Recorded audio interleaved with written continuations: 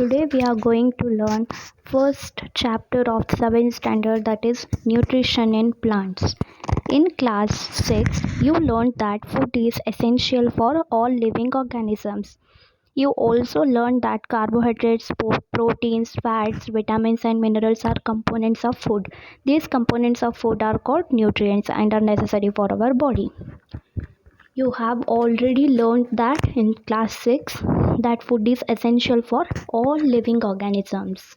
Living organisms means we human beings, animals, they all need food for energy, because they need energy to do work, isn't it? As well as we also need proteins, vitamins, fats and minerals. So these are the components of food. So these proteins, fats, vitamins and minerals are called as nutrients, and they are important for our body. All living organisms require food, isn't it? All human beings, animals, they all require a food. Plants can make food for themselves, but animals including humans cannot. They get it from plants or animals that eat plants. Thus humans and animals are directly or indirectly depend on plants. So we all human beings and animals need food, and we all depend on the plant for the food because we cannot prepare the food. We all depend on the plants, but plants, they prepare their own food by the process of photosynthesis. So they are autotrophic in nature. They will not depend on any other organism because they prepare their own food. But human beings and animals will depend on plants for the purpose of food. Mode of nutrition in plants. Plants are the only organisms that can prepare food for themselves by using water, carbon dioxide and minerals. The raw materials are present in their surroundings. As I said earlier that plants will prepare their own food by taking the use of water, minerals and raw materials are present in the surrounding environment. So by taking the use of that, the plants will prepare their own food. The nutrients enable living organisms to build their bodies, to grow, to repair damaged parts of their bodies and provide the energy to carry out life processes. So we all living organisms need food because to build our bodies and to grow, and we also needed energy for work. Where this energy come from the food, isn't it? Therefore the nutrients enable living organisms to grow, to repair the damaged parts of the bodies. So here nutrition is the mode of taking food by an organism and its utilization by the body. So nutrition is nothing but it is the mode of taking food, and the taking use of it is nothing but a nutrition. The mode of nutrition in which organisms make food themselves from simple substances is called autotrophic. We call the mode of nutrition as autotrophic when the organisms makes food themselves without depending on any other organisms. For example, plants are the autotrophic. Because auto means self, tropes means nourishment. They self nourishes their parts, isn't it? Therefore plants are called autotrophs. Animals and most other organisms take in food prepared by plants. They are called heterotrophs. Human beings and animals all are called as heterotrophs because they cannot prepare their own food. They all are dependent on the plants. Now we may ask where the food factories of plants are located, whether food is made in all parts of a plant or only in certain parts. How do plants obtain the raw materials from the surrounding? How do they transport them to the food factories of plants? Then we know that food is prepared by the plants themselves. Then how they will prepare the food and how they transfer that raw materials into other parts of the plant, and where the food is prepared, in which part of the plant food is prepared. So we are going to see that now. Photosynthesis is the food making process in plants. Photosynthesis is the process of food making in the plants. Leaves are the food factories of plants. Leaves are the food factories of plants, because in leaf or in the leaves, the photosynthesis process will take place. Therefore leaves are the food factories of plants.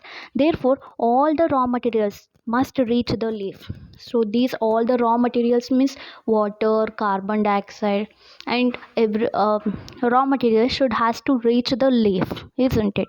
Water and minerals present in the soil, so, and are absorbed by the roots and transported to the leaves. So these water is present in the soil, as well as minerals also present in the soil. So these are absorbed by the roots in the soil and transport, and after absorbed by the roots, these that minerals or water is transported to the leaves. Carbon dioxide from air is taken in. So the carbon dioxide is taken inside from the plants by the surrounding through the tiny pores present on the surface of leaves. There will be a small pores on the leaf. These small pores we call it as stomata, which helps the plant to take inside carbon dioxide and to give out oxygen. These pores are surrounded by guard cells. Surrounding the pores there will be a presence of guard cells. Such pores are called, we call them as a stomata, which helps to take the carbon dioxide inside and give out the oxygen. Water and minerals are transported to the leaves by the vessels, which run like pipes throughout the root, the stem, the branch, and the leaves. So to transport the water from the roots to leaf, there must be something needed, so that this work is done by the vessels. There will be a presence of vessels which run like a pipe throughout the root and the stem and branch, and they will reach the leaf to transport the water and other raw materials and minerals. They form a continuous path or a passage for a nutrient, for the nutrients to reach the leaf. They are called vessels. They are called as vessels. So the leaves have a green pigment called chlorophyll. In leaf, what is present? Chlorophyll will be present. That is green pigment. Why plants are green in color? Because the plants have the chlorophyll pigment, green pigment called as chlorophyll. Therefore plants are green. So this chlorophyll is present in the leaf or leaves. It then what is the function of chlorophyll? Why it is helpful to plants? One thing that it will provide green color to the plants, as well as it helps leaves to capture the energy of the sunlight. This energy is used to synthesize or to prepare food from carbon dioxide and water. So what is the help of chlorophyll? So when chlorophyll is present in the leaves, when sunlight falls on the leaf, the chlorophyll uh, takes the energy from that sunlight or the sun rays and will capture the energy of the sunlight, and this energy is used to prepare a food for the plants by the help of carbon dioxide and water. To prepare a food, it needs energy. So from where does it energy comes? It comes from the sunlight, and chlorophyll will capture that energy, and this energy is used to prepare a food. Since the synthesis of food occurs in the presence of sunlight, it is called photosynthesis. Why the name it is photosynthesis? Because the preparation of food is taking place in the presence of sunlight. Therefore, we call it as photosynthesis. Photo means light, synthesis means prepare. Got it? Photosynthesis, photosynthesis is the process preparation of food in the presence of sunlight. So we find that chlorophyll, sunlight, carbon dioxide and water are necessary to carry out the process of photosynthesis. Yes, of course, in the process of preparing a food there must be chlorophyll, sunlight, carbon dioxide and water. These all are important for the preparation of food. It is a unique process. It is a special process. It is unique process on the earth. The solar energy is captured by the leaves and stored in the plant in the form of food. The sun is the ultimate source of energy for all living beings. So the solar energy is captured by the leaves. Solar energy is captured by the leaves and that is stored in the plant. And when the energy is captured and it is used for the preparation of food. The sun is the ultimate source of energy. From energy, where do we get energy? From sun. Therefore they are saying that the sun is the ultimate source of energy for all living beings, for all organisms. Can you imagine life on earth in the absence of photosynthesis? No, it is impossible. We cannot imagine life on earth without photosynthesis. What happens if photosynthesis does not take place in plants? If photosynthesis does not take place, we will not get a food. Isn't it? The preparation of food will be not there. If food is not there, human beings and animals all will die without a food. In the absence of photosynthesis, there would not be any food. The survival of almost all living organisms directly or indirectly depends upon the food made by the plants, besides oxygen, which is essential for the survival of all living organisms is produced during photosynthesis. In absence of photosynthesis, life would be impossible on the earth. So as I told it earlier, without photosynthesis the life would be impossible. During photosynthesis, chlorophyll containing cells of leaves in the presence of sunlight use carbon dioxide and water to synthesize carbohydrates. The process can be represented in an equation. So during the photosynthesis, the chlorophyll containing cells of leaves in the presence of sunlight,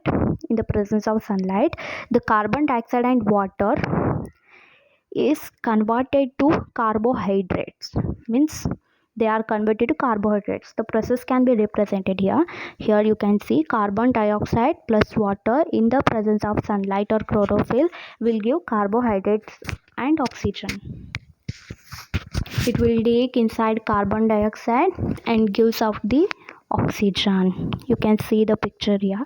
Here it is chlorophyll, guard cells, stomata, and it is the stomatal opening. During the process, oxygen is released. During the process of photosynthesis, the oxygen is released outside to the environment or to the atmosphere. The presence of starch in leaves indicates the occurrence of photosynthesis. Starch is also a carbohydrate. So here starch is nothing but a carbohydrate. It is a carbohydrate. So if starch is present in the leaf, then it will shows that photosynthesis has occurred. Photosynthesis has took place. The leaves other than green also have chlorophyll. The large amount of red, brown and other pigments mask the green color. Photosynthesis takes place in these leaves also. So some leaves are different in their colors. They are not in the green color, but they are in purple, pink or some other. But yet they also contain a chlorophyll pigment, but in a small quantity. But other pigments like red, brown and other pigments will be in the large quantity. You can see the picture here. You often see slimy green patches in pond or stagnant water bodies. These are generally formed by the growth of organisms called alga. Have you seen ever greenish patches on pond or on the stagnant water? So these greenish patches are called as alga. We call them as a alga. Can you guess why alga are green color? Of course, they have the chlorophyll. They contain chlorophyll, which gives them the green color. Alga also can also prepare their own food by photosynthesis. Alga are also autotrophic in nature because they can prepare their own food. Synthesis of plant food other than carbohydrates. You have just learned that plants synthesize carbohydrates through the process of photosynthesis. The the carbohydrates are made up of carbon, hydrogen, and oxygen. These are used to synthesize other components of food, such as proteins and fats. So these components, that is carbon, hydrogen, and oxygen, are used to prepare our proteins and fats. But the proteins are nitrogenous substance which contain nitrogen. Proteins will contain nitrogen. From where do the plants obtain nitrogen? Recall that nitrogen is present in abundance in gaseous form in the air. However, plants cannot absorb nitrogen in this form. Soil has certain bacteria that convert gaseous nitrogen into a usable form and use it into the soil. These are absorbed by the plants along with water. So from where does plant get a nitrogen? So the nitrogen is present in the gaseous form in the atmosphere. It will be present in the form of gas. But for the plant to take the nitrogen, it has to be present in the soil. But it is not present in the soil, but it is present in the gaseous form in the atmosphere. But the bacteria present in the soil will convert the gaseous nitrogen and will convert gaseous nitrogen into the usable form in the soil.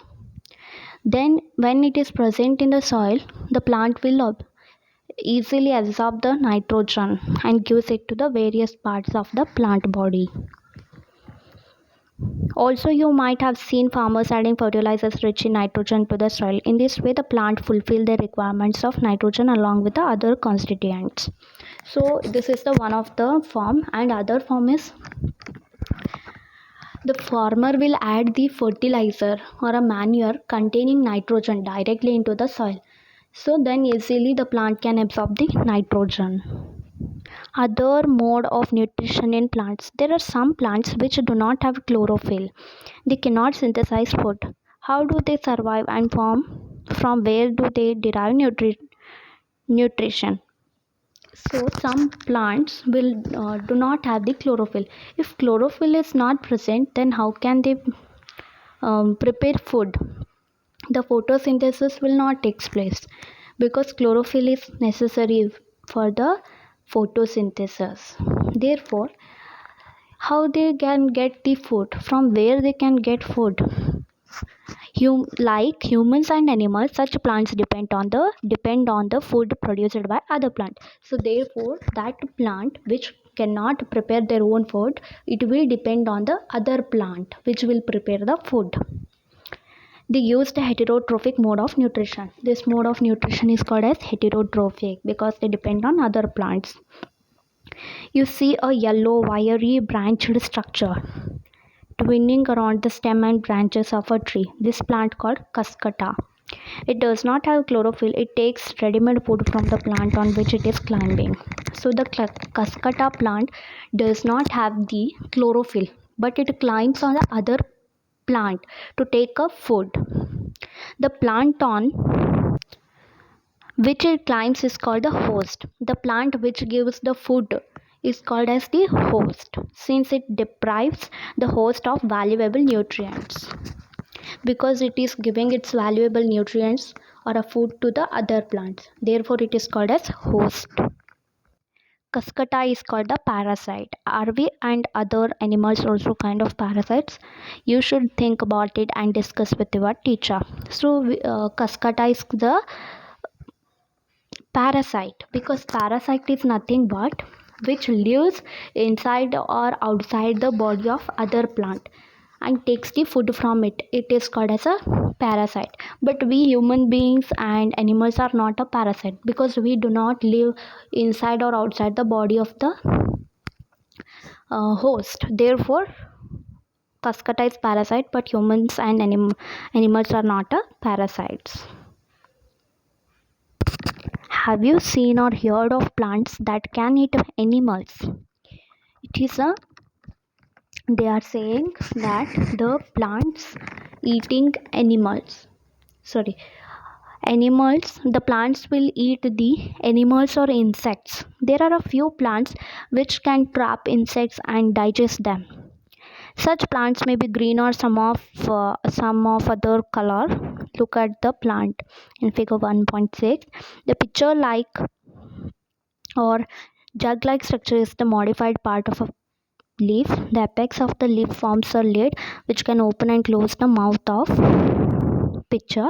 Inside the pitcher there are hair which entangle the trapped insect. The lid closes and the insect is trapped. The insect is killed by the juices secreted in the pitcher and its nutrients are absorbed. Such insect eating plants are called insectivorous plants. So we call them as insectivorous plants. So see, you can see here it is called as pitcher plant. It has one lid here and it is like a jug like shape. When any insect or animal sits on that plant, the lid will automatically closes and that insect is trapped and digested in the plant body. This plant is called pitcher plant and they are called as insectivorous plants. Here another saprotropes. You might have seen packets of mushrooms sold in the vegetable market. You may have also seen fluffy umbrella like patches growing in moist soils or on rotting wood during the rainy. Let us find out what type of nutrients they need to survive and from where they get them. So the mushrooms are sold in the markets, isn't it? So where did they get food? We will see. These organisms are called fungi. They have a different mode of nutrition. You have seen that if we keep a bread for many days, there will be growth of something which is called as fungi. They absorb the nutrients from the bread. They will they take their food from the bread. This mode of nutrition in which organisms take in nutrients from dead and decaying matter is called saprotrophic nutrition. Where the organisms take food from the dead and decaying organisms, that type of nourishment is called as saprotrophic nutrition.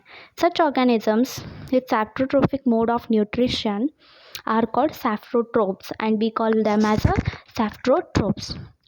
Fungi also grow on pickles, leather, cloths and other articles that are left in hot and humid weather for a long time.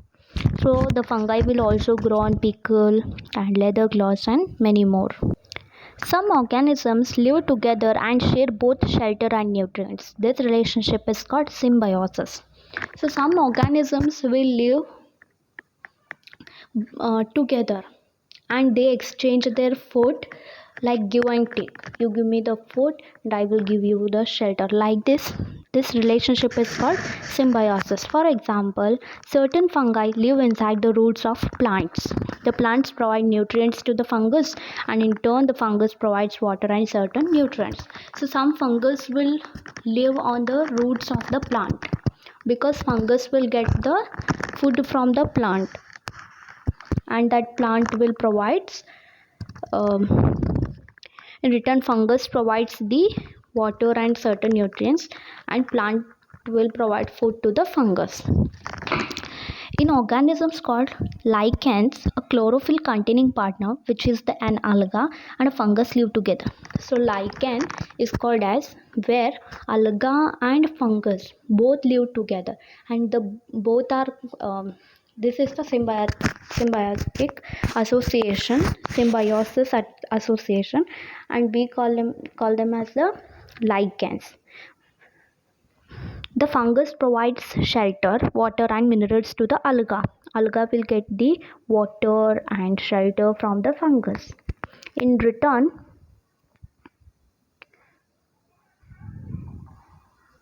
In return, the alga prepares and provides food to the fungus. Alga will produce food and gives it to the fungus. How nutrients are replenished in the soil? Have you seen farmers spreading manure or fertilizers in the field or gardens, using them in lawns or in pots? Do you know why this is done? You learned that plants absorb minerals and nutrients from the soil, so their amounts in the soil keep on declining. So we know that plants will frequently absorb the nutrients from the soil, isn't it? Therefore, the minerals will get reduced in the soil. Therefore, the farmer will again and again he will add the fertilizer to the soil. Fertilizers and manures contain nutrients such as nitrogen, potassium, phosphorus, etc. These nutrients needed to be added from time to time to enrich the soil.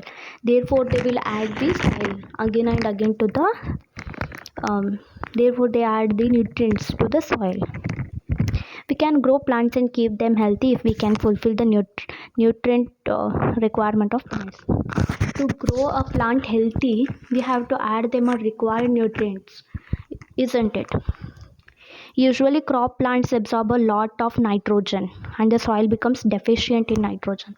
So the crop plants will absorb more nitrogen. Therefore the soil will get nitrogen content will be reduced in the soil. We have learned that nitrogen gas will be available in the soil, in the air, and that is converted to usable form in the soil by the bacteria, and that bacteria is called rhizobium bacteria.